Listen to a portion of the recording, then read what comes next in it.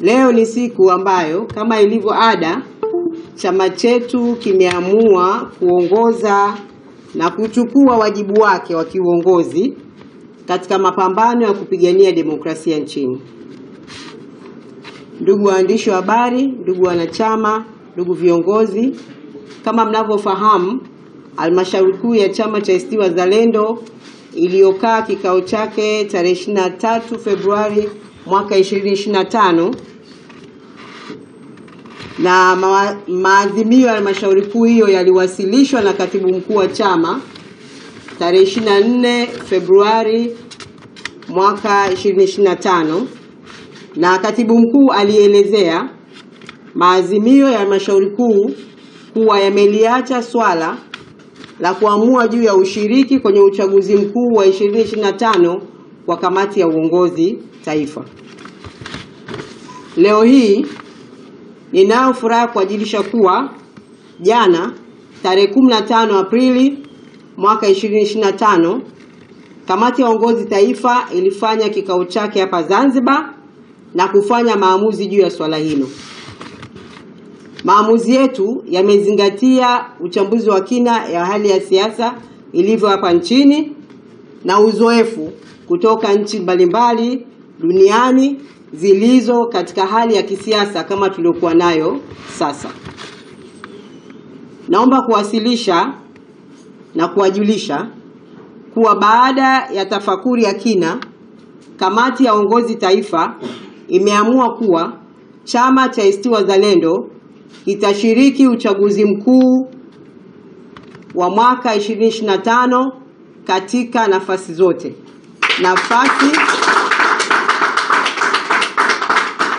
Nafasi ya urais wa Jamhuri ya Muungano wa Tanzania, nafasi ya urais wa Zanzibar, ubunge, uwakilishi na udiwani.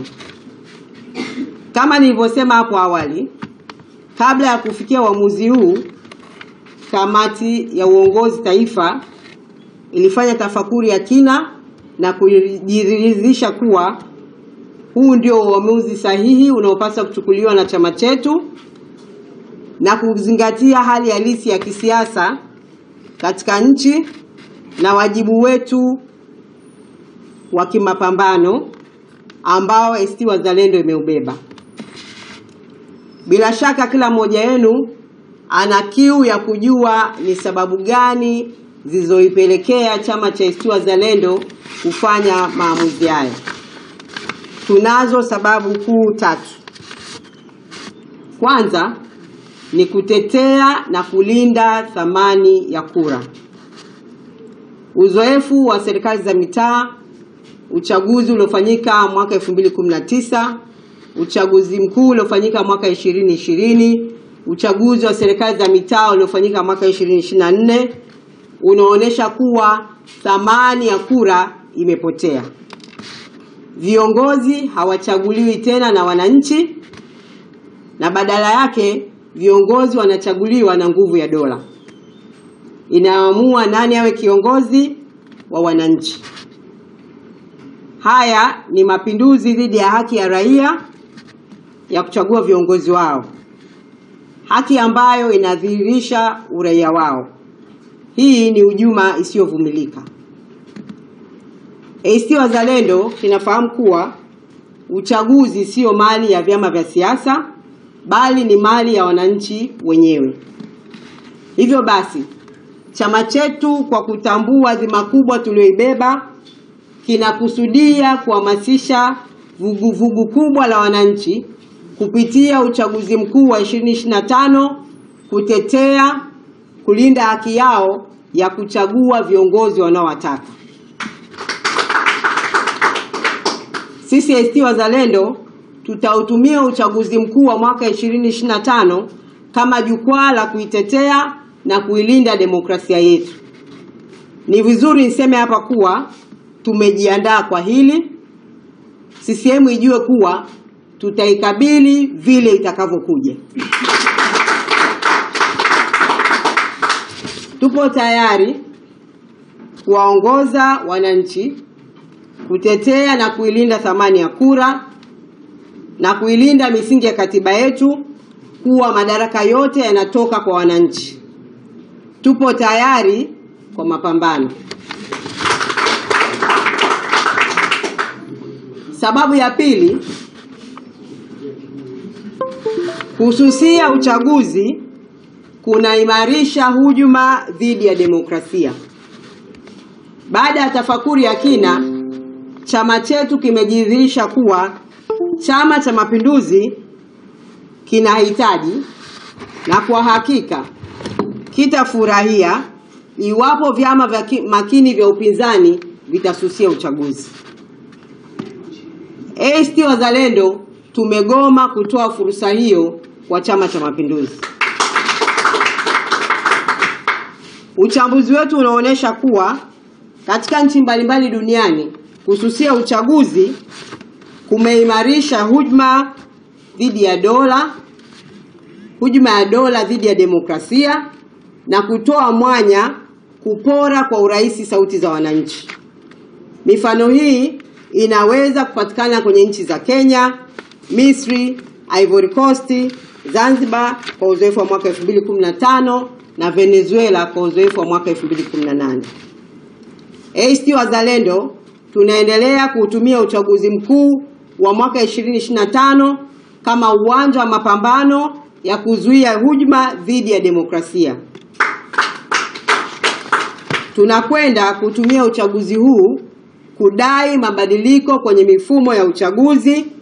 Kwetu sisi, uchaguzi mkuu wa 2025 ni jukwaa na ni uwanja wa mapambano.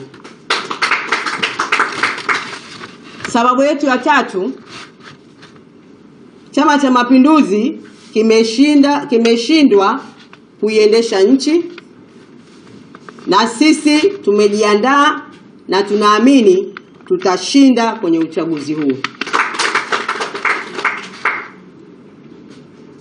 Tunaona ya kuwa Chama cha Mapinduzi kimeshindwa kuwakomboa Tanzania kwenye lindi la umaskini, kiuchumi, kisiasa na kijamii.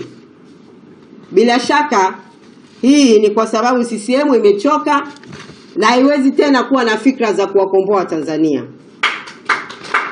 Mfano mizuri na halisi ni jinsi ambavyo rushwa inaendelea katika nchi yetu na ubadhirifu mkubwa ambao tumekuwa tukisikia kutokana na ripoti za mdhibiti na mkaguzi mkuu wa serikali. Mathalan, uchambuzi wake wa mwaka 2022-2023 tumeona kuwa trilioni 3.14 zimepotea kutokana na ubadhirifu na uzembe, fedha ambazo zingeweza kuboresha huduma za maji, elimu, afya na kuleta ajira. ACT Wazalendo tunashiriki uchaguzi huu ili kutoa jukwaa kwa wananchi kupigania ukombozi wao kiuchumi, kijamii na kisiasa. Tunaenda kutoa jukwaa kwa wananchi kuikataa Chama cha Mapinduzi. Tunashiriki uchaguzi huu kutoa jukwaa kwa vijana wasio na ajira, wakulima na wafanyakazi wanaonyonywa, wananchi wanaokandamizwa, kupuuzwa na kuonewa. Tunatoa fursa hii kwa wananchi kuikataa CCM. Tunashiriki kupigania taifa la wote kwa maslahi ya wote. Katika kuhitimisha, naomba kuweka bayana kuwa Chama cha ACT Wazalendo tutaendeleza mapambano ya kupigania mageuzi ya mfumo wa uchaguzi hadi dakika ya mwisho, ili kuhakikisha kuwa chaguzi zetu nchini zinakuwa chaguzi huru, haki na za kuaminika. Tunashiriki tukipambana na tunapambana tukishiriki. Ninaendelea kusema kama kiongozi wa chama, niko mstari wa mbele kuendelea kuongoza mapambano haya. Viongozi wenzangu nao wako tayari, wanajua kwamba kuna gharama ya kulipa katika kuongoza mapambano haya, na kupitia operesheni yetu ya Linda Demokrasia tunaenda kuunganisha nguvu za wananchi kuitetea na kuilinda demokrasia nchini. Wito wangu kwa Watanzania wote, tusichoke, tusikate tamaa katika kupigania demokrasia yetu. Hakuna kurudi nyuma, mapambano yanaendelea. Asanteni kwa kunisikiliza.